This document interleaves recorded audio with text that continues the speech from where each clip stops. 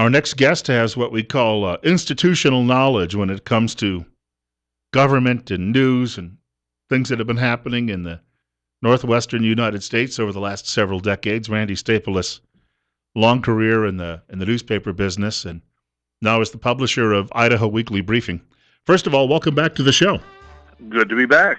We should right off the top mention for people who they hear you every week where they would go if they'd like to actually see Idaho Weekly Briefing. Well, a good place to go would be ridenbaugh.com. That's RIDENBAUGH. And again, I'm always impressed. There's usually it's a magazine. It's a weekly magazine, and just the volume of effort that goes into that. I think a lot of people probably, if they haven't seen it, they don't realize that. You have done a lengthy piece this week. We talked about it just for a few minutes last week, but the shooting in Adams County with the law enforcers, the two deputies and the dead rancher, that had been getting some national attention. Now it's getting attention as well from the FBI. Usually, I don't in the briefing. I usually don't get into specific incidents of local crimes of things like that. The idea is to talk about subjects that are kind of wider impact or wider import, but this one seemed to be a little bit different. And I think that it has been. This is something that has really shaken up a significant part of Idaho, and I think it's going to be a real topic of discussion for a while. What essentially happened was that there was a collision between a bull and a passenger vehicle on US 95, a few miles north of the city of Council, over northwest of Boise, and the law enforcement was called over to two sheriff's deputies were there, and the owner of the bull, a man named Jack Yantis, was called in as well, and he came to put the bull down. And what happened then after that, we've heard one side of the story. We haven't heard the other side yet. But the end result was that the rancher was shot to death, evidently by one or more of the deputies. And exactly how and why all of that happened, we don't know everything that we really ought to know about that, and some of that is because the investigation is still going on. But I suppose it would certainly be helpful to get the information on that out as soon as possible, because there are a lot of people who are very concerned and really wondering what is going on and what happened in this case. I didn't know until I actually read it in your column. I didn't know that the deputies had actually been wearing body cameras, so there may be a lot of evidence that is stored because even if you don't see the complete picture of it, you're going to hear some noise and everything else that's going on. Well, and yeah, you would hope, and that's exactly the kind of thing that that body cameras and that kind of recording equipment would be intended to capture. For exactly that kind of reason, to kind of settle questions about exactly what it was that did happen. The sheriff, but this is an indicator of how little is known about some key things. The sheriff met with a group of about 300 people from the area, and I should add that council is only about 800 people. So that gives you an idea of how much impact this had. He was asked whether they had body cameras, and he said yes, but he didn't know whether they were wearing them at the time. Now, this is the sheriff to whom these deputies report, and he said he didn't know. There are a lot of questions that are emerging out of this, and a lot of answers hopefully will be coming in the next few weeks. I was going to say too, the sheriff, by holding this meeting, and from what I can see, he is just beside himself about this, and because I think that he is just. He seems like he's crushed by what happened because Mr. Yantis was such a well-known local individual, and it is such a small area where I'm sure people are all on first name basis, whether you be in law enforcement or you just live in the community. And the fact of the matter is, I feel for him and understand that he needs to let the investigation take its course.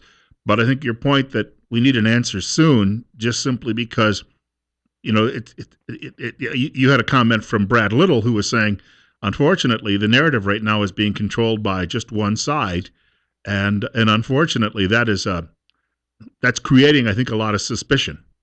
Yeah, I think that it very much is that it needs to, as much of the information as possible, as soon as possible, really does need to get out.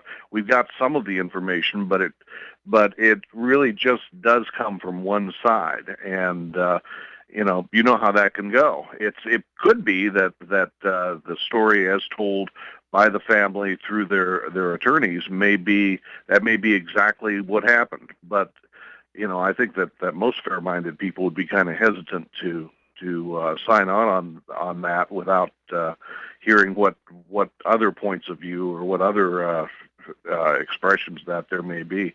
You know how the how incidents can go when you have multiple points of view. They've made movies off of that kind of concept, and it's really a very difficult kind of thing, and it'll probably take a lot of judgment on the part of people once some of those facts do come out. And in fact, I've been hearing from people, Randy, who are telling me that they've already reached a judgment, which is a sad thing. And I don't care, what happens, whatever the result is, somebody out there isn't going to be happy, right? Oh, that's sure. That's certainly true. Well, and in a very real sense, nobody's going to be happy, period, because what happened was tragic. It was unfortunate at the very least. The only real question is what other facts, if any, that we don't have right now, would add to our understanding of it. And right now there's a lot that we don't know. A couple of months ago, we were having a conversation, and the subject came up about certain state legislators. This different topic. 850 31. You're listening to Top Story. Randy Stapilus, publisher of Idaho Weekly Briefing, is our guest. Bill Colley with you on Top Story on News Radio 1310 KLIX and newsradio1310.com. And we got talking about there's a group of legislators in Boise who have had issues. They worry about eventually Sharia law, people trying to push Sharia law in Idaho, and there's concern among some people, of course, in this community about who's actually coming here with the Syrian refugees, and we had a discussion, and I think you said something to the point about Sharia is not a worry anytime soon because it's not like we have an army of Muslims who are mustering out in the sagebrush, but after it was apparent out of France, it didn't take more than 8 people to paralyze a city or maybe an entire country. Do you think now that some of these legislators and some of the people worried about the refugee program too as well might have a legitimate concern? I think there's likely to be more discussion about it. And this is likely to ramp it up again. Of course, people should be aware that there is a very large, and has been for a while now, for growing over the last several decades, a very large Muslim community in Paris and in a number of other areas in France. The Muslim community there is a very major part of that community, and so it's not, and as it is in a number of places in Europe, to a degree that we really haven't seen anywhere in the United States.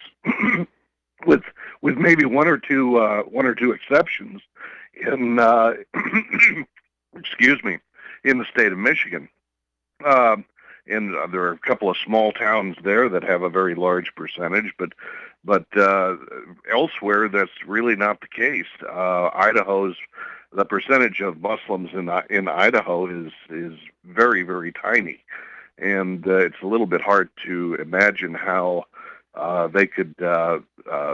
Well, we have a system for imposing laws in Idaho and in this country, and it goes through a system of elections and election of legislators and city council people and others, and it's a little hard to imagine how they would be able to win the support for anything like Sharia law in places like I'm trying to imagine it in Twin Falls, but that's not too likely to happen. Not in Twin Falls certainly, but I think the concern is that that at least at this point, that the terrorism concern, because it can take so few people to create such havoc.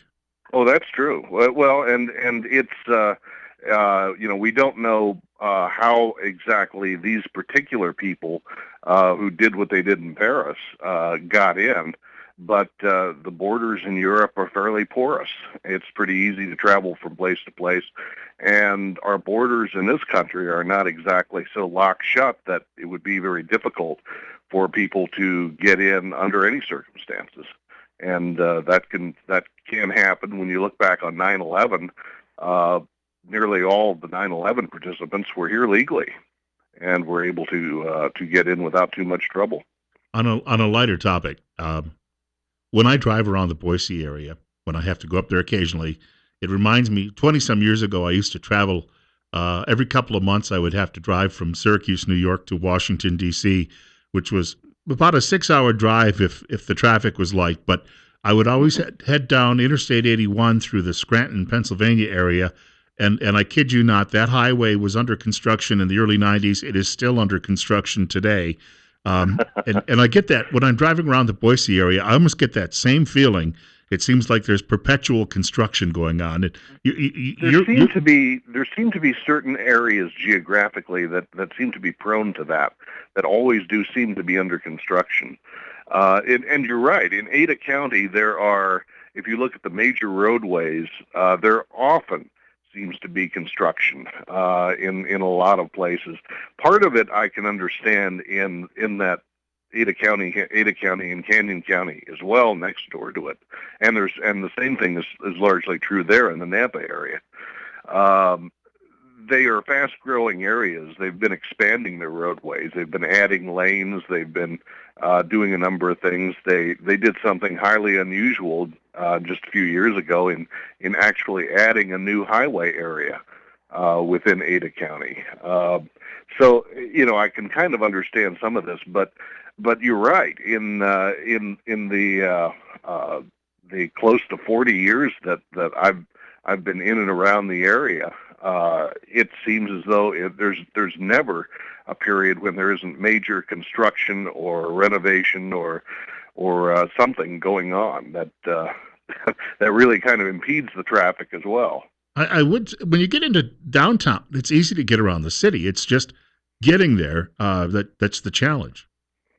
It can be, yeah, and I don't think that Boise has ever quite figured out how best to manage its traffic. It has kind of an odd street system that there are large cities that are laid out, say, in grid patterns or in other very easy to understand and very logical ways. Boise, partly because of the river that runs through it and the benches that it has never quite been able to put together a very comprehensive grid pattern. There are only small ones scattered here and there, and it's really created some issues. You know how I get through it? I just when I get downtown, I just look for the Capitol Dome, and then I just work my way around to that part of town. But if you didn't have the dome there, I probably would be lost. Look for the tall buildings. Yes. That will get you oriented to that degree, and then the mountains nearby, will help orient you to that's the northern part of town. But beyond that, it really is kind of a scattered thing, and it takes a little while to kind of learn and understand it, and once you've been around it for a while. Randy Stapilus, before we wrap up, quickly again, what's the web address for people? It is www.ridenbaugh.com. That's RIDENBAUGH. And we'll chat with you again next Monday morning. Very good. We'll talk to you then. Take care now. Randy Stapilus from Idaho Weekly Briefing joining us this morning. 9 o'clock news is straight ahead. That from Fox. And then we'll be joined by, I think we worked this out weeks ago. Normally he's here on like a Thursday morning, but Kelton Hatch. They've been very busy over at Idaho Fish and Game. When they're not tossing beavers out of airplanes, they have a lot of other things too that they're doing. Kelton is scheduled to join us. We'll take some time, give you an update on some things that are very important to a lot of the people who like outdoor activities, especially when it comes to hunting and fishing. That's on the way in just a few minutes. Bill Colley with you on Top Story on News Radio 1310, KLIX, and NewsRadio1310.com.